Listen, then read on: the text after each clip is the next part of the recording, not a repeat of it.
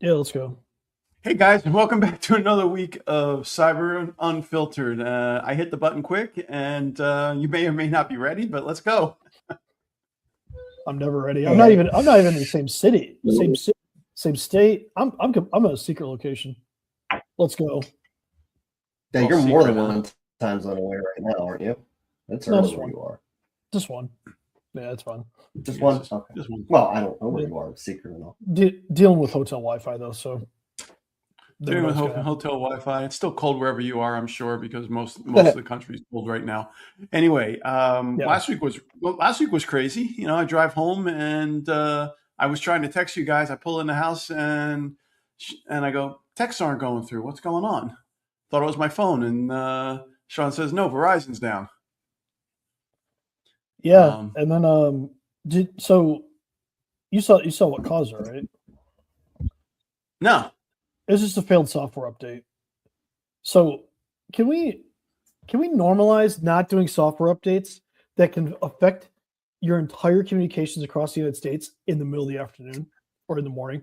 Can we just normalize I, that? I, I feel like it's becoming a thing. I mean, a lot of these big outages we've talked about were an unverified update.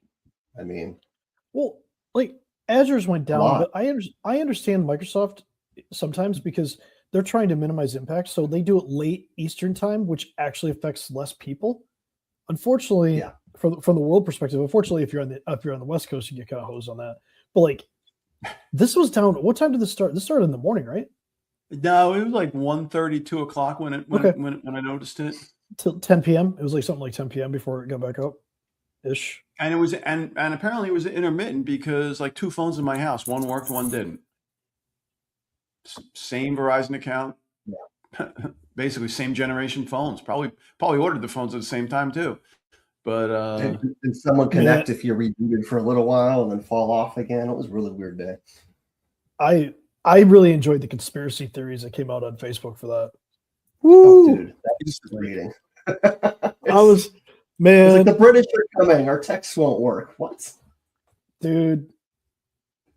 I Like mean, one of the big things I wanted to just remind people yeah, around this whole outage was, you know, text messages haven't been a recommended option for authentication for some time, Mhm. and many people still use it, and many people were locked out of their accounts for hours. what? Well, I find the really sad part is some banks still only have SMS authentication as an option, which is so far behind the times. Chase And they really ought to Chase fix that. Chase was up until recently. Now, if you're signed in the app, they'll actually send an app notification. Which is Yep. Kind of like bad. how once you're signed in, but it's like, yeah, I Yeah, don't. but some don't even support time-based authentication or OTP or anything. No, It's nope. really annoying. Why would we want to support a more secure method? That just Well, it's seems just money. that's silly. It's just your savings. Let's put it this way: J.P. Morgan Chase isn't struggling with cash. No, that's true. Just saying that we'll throw out your local credit union, your local community bank. I kind of understand it. The biggest bank in the United States, eh, We can afford the upgrade. yeah. So Jamie Dimon, if you're listening, please just update. I know he's not listening, but that's fine. Do something. Yeah. Do stuff. But it is dangerous though, because like we've talked about SIM swapping before, where people can like get like normally it's not a Verizon, T-Mobile, or AT&T person that will do it. It'll be like an affiliate that has access One to of that those system. kiosks. Yeah, or a person you could call, like a somebody that's reselling their services can actually do a transfer. Mhm. And you've seen people lose crypto, lose access to all that stuff. So it's like it's time.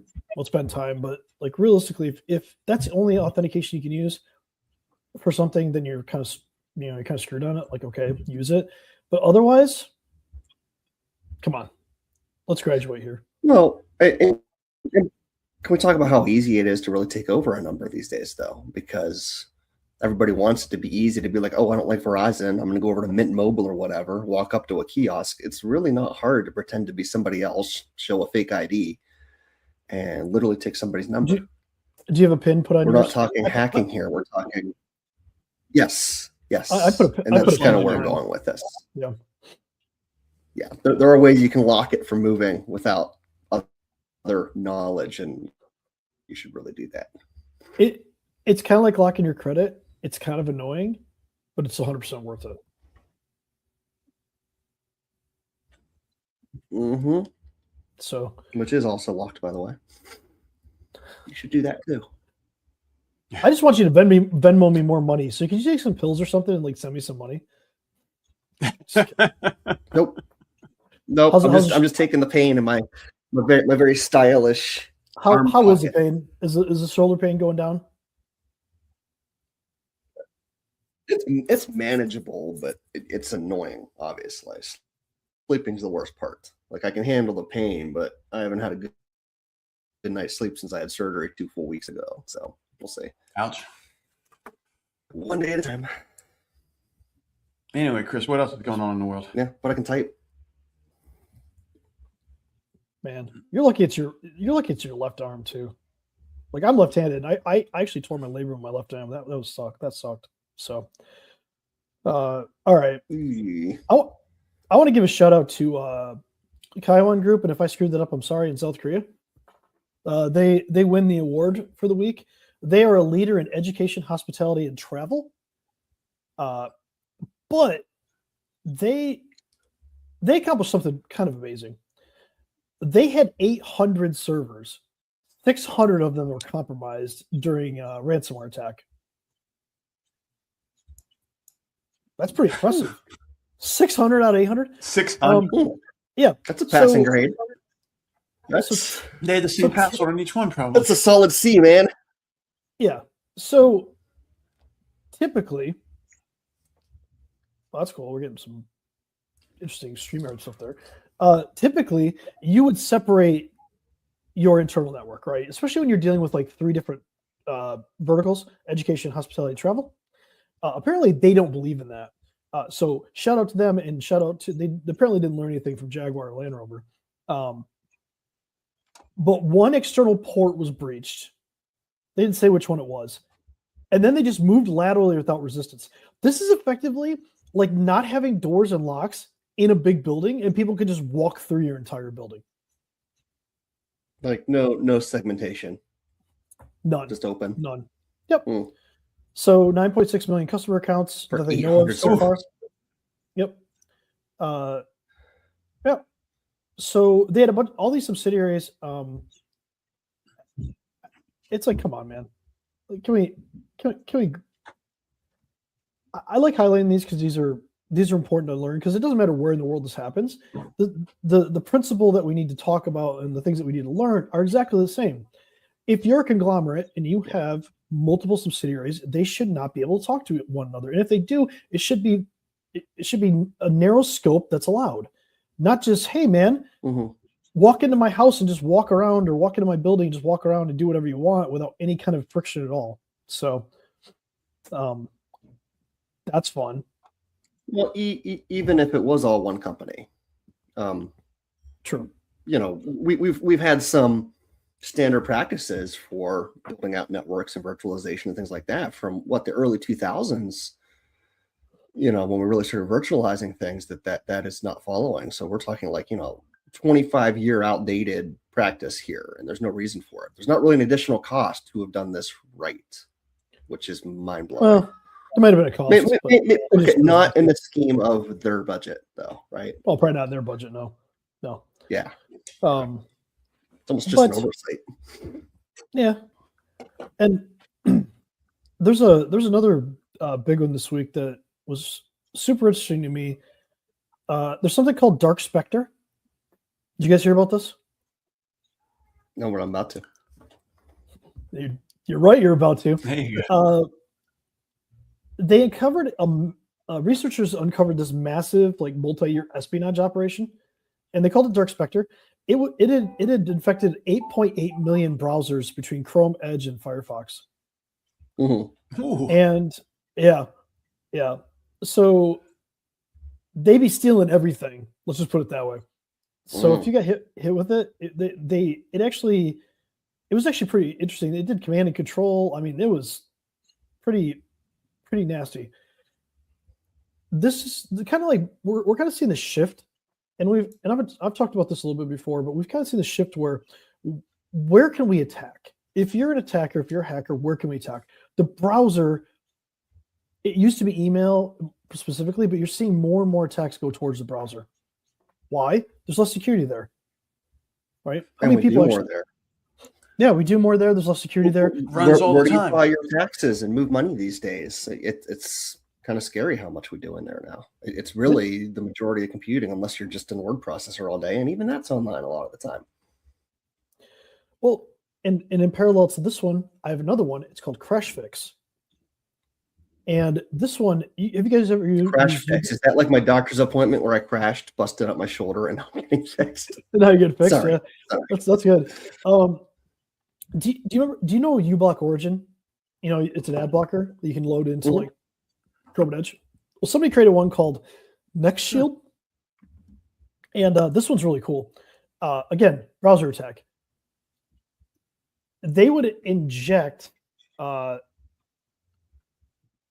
basically ad slots. They bought ad slots on search engines, directing people to download it. First of all, that's a pretty common tactic nowadays. Upon it actually mimics the legitimate uBlock Origin Lite version, except it runs malicious scripts in the background. So after the delay, there's a big delay, and then the script floods the browser's internal ports, causing a resource exhaustion event that freezes or crashes the browser. When users restart the browser, it shows a fake diagnostic page that mimics like the Chrome error message, and it instructs the users to run a specific command in Windows to fix it. Don't do that. Please don't run that command. I'm from the hacker, and I'm here to help. Yep. No. Trying to make a play here. Yeah. So yeah, you basically use a command to fetch a remote Google file. calling to fix your browser. Yep. So you actually use a command that goes out and fetches a file. Yeah, that's not good, because then they load what's called Modelo Rat, and they have a backdoor on your computer. So they break your browser, give you the fix. So the campaign is they run an ad, you download it, you think you're blocking ads. Cool.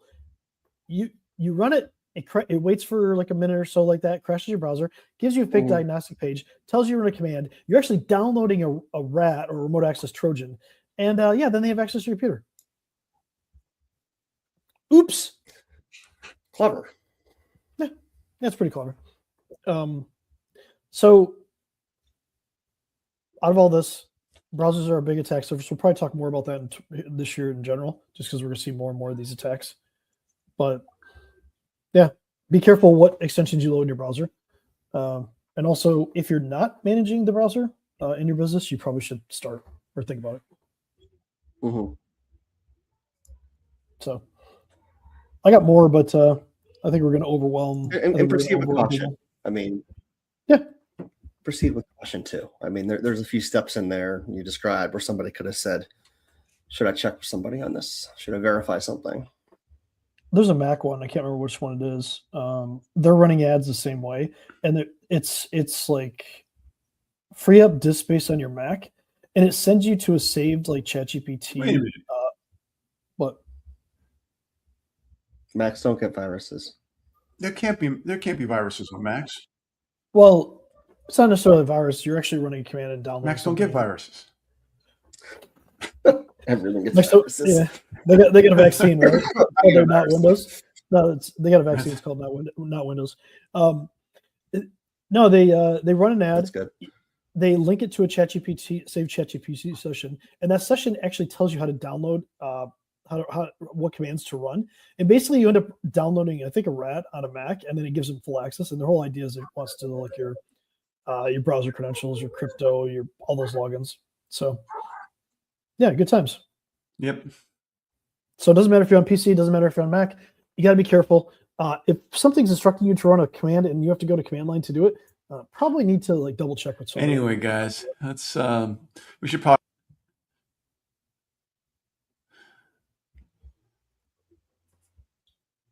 Don't be dumb. And see you later. Yeah. So, all right. I think we all have to get going for the day. So